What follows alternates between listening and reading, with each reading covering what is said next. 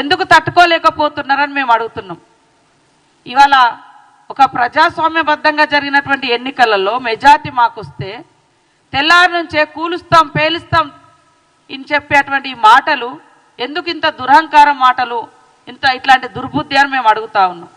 కాబట్టి 420 మీరు ఇచ్చినటువంటి హామీలు అమలు చేయకుండా 10 సంవత్సరాలు ఇష్టానుసారంగా గడీల పాలనను గల్లీ బిడ్డల మీద రుద్ది ఎంజాయ్ చేసింది మీరు. మేము అధికారానికి వచ్చిన మరుక్షణం నుంచే ప్రజల కోసం ఎలాంటి అభివృద్ధి కార్యక్రమాలతో పాటు ఇచ్చిన ప్రతి హామీని అమలు చేయాలని ఆలోచిస్తున్నది మా కాంగ్రెస్ ప్రభుత్వం.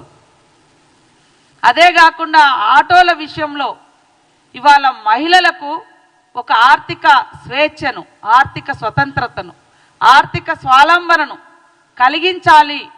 వాళ్ళ అవసరాలన్నీ తగ్గించుకుంటున్నారు, మహిళలు బయటికి రాలేకపోతున్నారు, వాళ్లకు ఒక ఆర్థిక భారం పడకుండా ఉండాలని ఫ్రీ బస్ చేస్తే అత్యంత దుర్మార్గంగా ఆటో డ్రైవర్లను, ఆటో వాళ్ళను రెచ్చగొడుతూ రోడ్ల మీదకి తీసుకొచ్చి ఇది ఉద్యమము అంటారు, లేదా వాళ్ళ కడుపు కొడుతున్నారు అంటారు.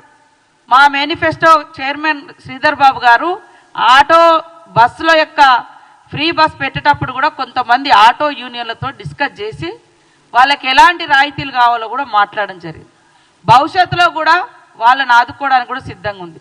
కానీ ఇంకా ఎలాంటి సమస్యలు లేనట్టుగా ఒక ఆడకూతుర్లు వచ్చి స్వేచ్ఛగా బస్సులలోకి వస్తే ఈ ఫ్యూడల్ భావజాలం కలిగినటువంటి మహిళలంటే చిన్న చూపు చూసేటువంటి ఈ టీఆర్ఎస్ పార్టీ, మహిళలంటే తీవ్రమైనటువంటి వివక్షతకు గురి చేసేటువంటి ఈ టీఆర్ఎస్ పార్టీ మహిళలు బయటికి వస్తే తట్టుకోలేక ఉచిత బస్సు ప్రయాణం మీద అక్కసు వెళ్ళగక్కుతున్నారు.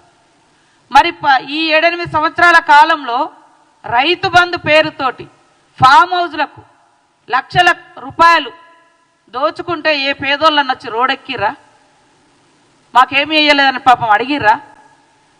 అలాంటి మరి జరగలేదు. కానీ ఒక మహిళ బయటకు వస్తే మాత్రము ఈ రకంగా ఆటో డ్రైవర్లను తీసుకొచ్చి ఉద్యమం అని చెప్తున్నారు. ఉద్యమం కాదు, వాళ్ళని అడ్డం పెట్టి మీ అధికార దాహాన్ని తీర్చుకోవడం కోసం మీరు వేసేటువంటి ఎత్తుగడ.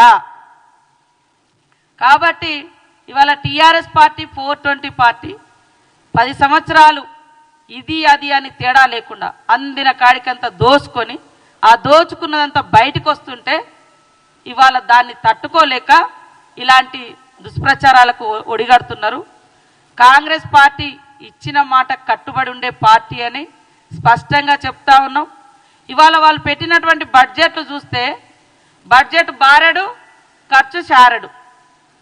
మరి వచ్చినటువంటి నిధులను కూడా తమ ఇష్టానుసారంగా తమకు నచ్చిన పథకాల పేరుతోటి కమిషన్లు వచ్చేటువంటి వాటి కోసం లక్షల కోట్లు ఖర్చు పెట్టి ఇవాళ మేము శ్వేతపత్రం రిలీజ్ చేస్తే వాళ్ళట స్వేదపత్రం అట. ఏడ కష్టపడ్డారు? ఎవరి త్యాగాల మీద వచ్చింది ఇది? తెలంగాణ బిడ్డల త్యాగాల మీద వస్తే, ఉద్యమాల మీద వస్తే ఆ ఉద్యమకారులను అణిచివేసిన చరిత్ర.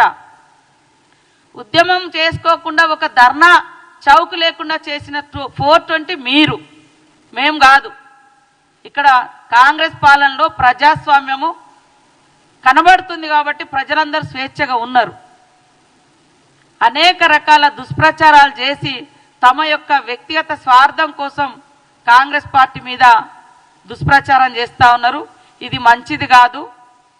ఇలాంటి దుర్మార్గపు విధానాలను ప్రజలు సహించరు అనే విషయాన్ని గుర్తుపెట్టుకోండి. ప్రజలారా ఆలోచించండి. ఇవాళ బంగారు తెలంగాణ, బంగారు తెలంగాణ అంటే నిజంగానే అందరికీ భ్రమ కల్పించారు తప్ప ఆడికి పోతే 6 లక్షల కోట్ల పైగా అప్పుల తెలంగాణ మిగిల్చిరు. కేసీఆర్ ప్రభుత్వం గతంలో బంగారు తెలంగాణ, బంగారు తెలంగాణ అంటే నిజంగా దేశమంతా బంగారం అనుకున్నాం. మనం కూడా ఇక మనకు రాకపోతుందా అని ఒకసారి రెండోసారి అవకాశాలు ఇచ్చారు. కానీ ఒక్కొక్కరి మీద లక్షల కోట్ల రూపాయలు ఈ రాష్ట్రం మీద పెడితే ఇది అని చెప్తేనట అది రాష్ట్రానికట అవమానం అంట. ఆదాయం మీకు వచ్చింది, లగ్జరీ జీవితాలు మీకు వచ్చినాయి, దోసుకున్నది మీరు. ఆ నెపమంతా కూడా తెలంగాణ ప్రజలు మోయాలన్నట. అది ఉన్నది ఉన్నట్టుగా మాట్లాడితే తెలంగాణను అవమానించినట్ట. నువ్వు చేసిన తప్పుకు తెలంగాణ ఎందుకు అవమానపడుతుంది? నువ్వు చేసిన అప్పులకు తెలంగాణ ఎందుకు తలదించుకుంటుంది? అంటే వీళ్ళే ఇక తెలంగాణ ప్రజలు మరి ఇప్పుడు 6 లక్షల కోట్లు పడ్డాయి, ప్రజల మీద భారం పడుతుంది. మరి ఇవన్నీ నువ్వు కట్టుతావా? ఉన్న శ్వేతపత్రం మేము విడుదల చేస్తే స్వేదపత్రం అంట. ఎంత దుర్మార్గంగా వీళ్ళు తెలంగాణ ప్రజల యొక్క ఆత్మగౌరవాన్ని, అవసరాలను వారి యొక్క రాజకీయ ప్రయోజనాలకు వాడుకొని వాళ్ళ తప్పులను కప్పిపుచ్చుకునే ప్రయత్నం ఎలా చేస్తున్నారో తెలంగాణ ప్రజలు కూడా గ్రహించాలని మేము కోరుతా ఉన్నాం. 10 సంవత్సరాల్లో అనేక వాగ్దానాలు ఇచ్చి ఏది కూడా ఇదే ప్రభుత్వము ప్రతి ఒక్కరికి ఇల్లు అని చెప్పారు, ఇంటికో ఉద్యోగం అన్నారు, దళితుల 3 ఎకరాలు అన్నారు, కేజీ నుంచి పీజీ అన్నారు, ఏకకాలంలో రుణమాఫీ అన్నారు. ఇట్లా చేస్తే వాళ్ళ పోర్టంటలు చాలా ఉన్నాయి. మేము ఆ 10 సంవత్సరాలలో ప్రజలు ఎదురు చూసినట్టుగానే మేము కూడా ఇక చేస్తారని చూసి ప్రజలు మీ ద్వారా కావట్లేదని మాకు అవకాశం ఇచ్చారు. మా ద్వారా ఏమవుతుందో ప్రజలు ఎదురు చూస్తున్నారు. కానీ మీకు ఆ కుతూహలం ఆగడం లేదు. కాంగ్రెస్ నిజంగా చేస్తుంది కాబట్టి ముందే బ్యాడ్ ఇంప్రెషన్ క్రియేట్ చేయాలని ఇలాంటి దుష్ప్రచారాలకు ఒడిగడుతున్నారు. ప్రజలారా ఆలోచించండి. ముఖ్యంగా మహిళలకు రేపు 2500 స్కీమ్ వస్తుంది, 500 గ్యాస్ వస్తుంది. ఇవన్నీ వస్తే ఇంకా మాకు ఇక ఎంపీ ఎలక్షన్లో కావచ్చు భవిష్యత్తులో ఉనికే ఉండదని ముందే ఒక తప్పుడు సమాచారాన్ని, తప్పుడు ప్రచారాన్ని ప్రజల్లోకి తీసుకెళ్తున్నారు. ఇలాంటి తప్పుడు ప్రచారం ప్రజలు నమ్మడానికి సిద్ధంగా లేరు.